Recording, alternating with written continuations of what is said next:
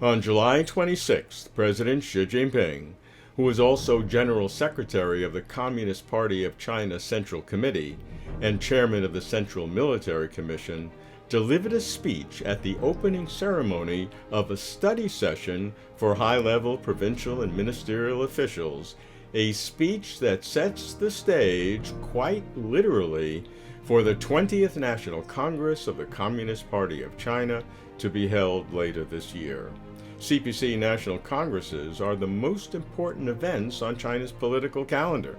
They are held every 5 years to establish the party's political agenda and the country's national strategy. What new ideas or directions, what political innovations might the 20th CPC National Congress unveil? We can begin to assess by reviewing historical precedents and by analyzing Xi's speech.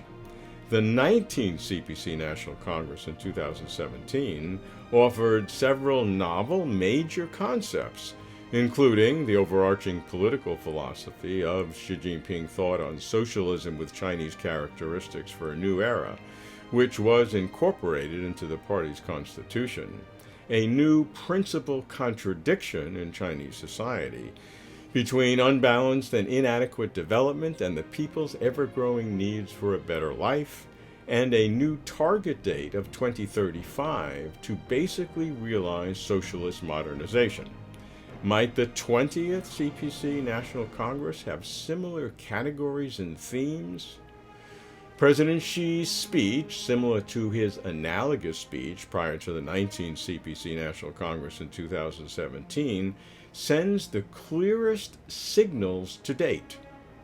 In his speech, President Xi stated that the 20th CPC National Congress will offer a panoramic prospect of the two-stage strategic plan for China's drive to build a great modern socialist country in all respects.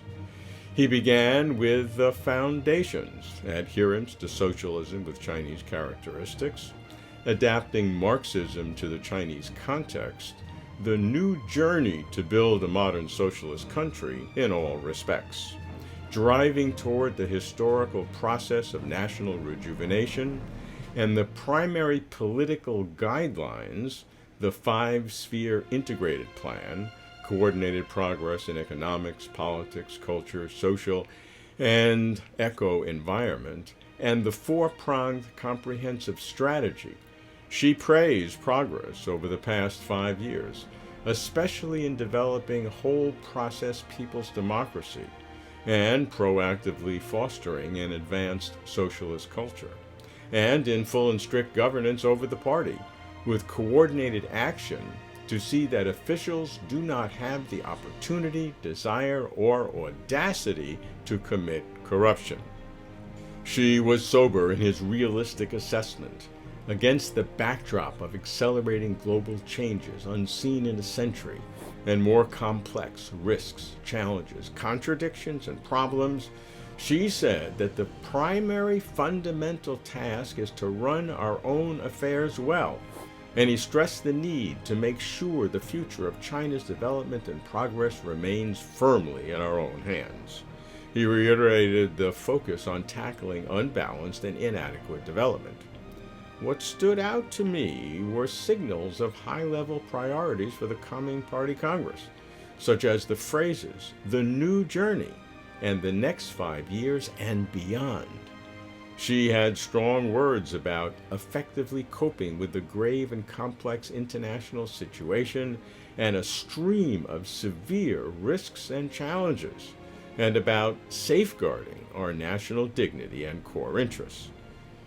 Moreover, in light of certain questions about China's dynamic zero-COVID policy, Xi asserted that China achieved the best results in the world in coordinating economic development with the COVID-19 response. He certainly voiced confidence words about securing Hong Kong's overall situation. One of my favorite lines was Xi saying, "The rejuvenation of the Chinese nation will be no easy task. It will not be achieved by simply beating drums and gongs." That may sound humorous or frivolous, but believe me, this is Xi Jinping's perennial, deep, message.